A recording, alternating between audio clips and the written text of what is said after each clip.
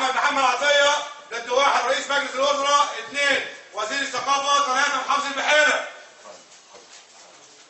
بعد الاطلاع على الاوراق وسماع الايضاحات وبعد المداوله المقرره قانونا، حكمت المحكمه اولا بإلغاء قرار وزير الثقافة رقم 57 لسنة 2001 الصادر في 24 يناير 2001 فيما تضمنه من اعتبار ضريح الحاخام اليهودي يعقوب أبو حصيرة والمقابر اليهودية الموجودة حوله والتل المقام عليه بقرية ديمتيو بمدينة دمنهور محافظة البحيرة ضمن الآثار الإسلامية والقبطية لانطوائه على خطأ تاريخي جسيم يمس كيان تراث الشعب المصري وما يترتب على ذلك من آثار. ثانيا بإلزام الوزير المختص بشؤون الآثار بشطب ضريح الحاخام اليهودي أبو حصيرة والمقابر اليهودية الموجودة حوله والتل المقام عليه بقرية ديمتو بدمنهور من سجلات الآثار الإسلامية والقبطية لفقدانه الخصائص الأثرية بالكامل، وإلزامه كذلك بنشر قرار الشطب بالوقائع المصرية.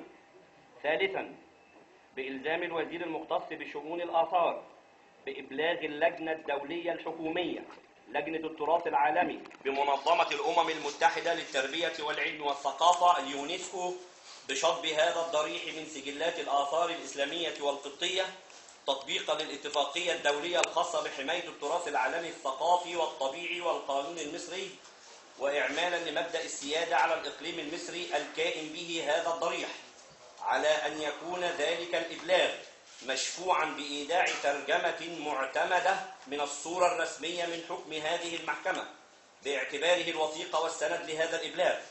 رابعا برفض طلب إلزام الجهة الإدارية بنقل هذا الضريح إلى إسرائيل استنادا إلى أن الإسلام يحترم الأديان السماوية وينبذ نبش قبور موتاهم، ودون الاستجابة للطلب الإسرائيلي المبدى لمنظمة اليونسكو بنقل الضريح إلى القدس إعمالا لقواعد القانون الدولي والقانون الدولي الإنساني واتفاقية جنيف الرابعة واللائحة المتعلقة بقوانين وأعراف الحرب البرية لاهاي، باعتبار أن القدس أرض محتلة لا ترج عليها تصرفات الدولة الغاصبة وتخرج عن سيادتها، وتلافيا لإطفاء شرعية يهودية الدولة بتكريس سلطة الاحتلال الإسرائيلي بتواجد هذا الضريح على أرض فلسطين العربية.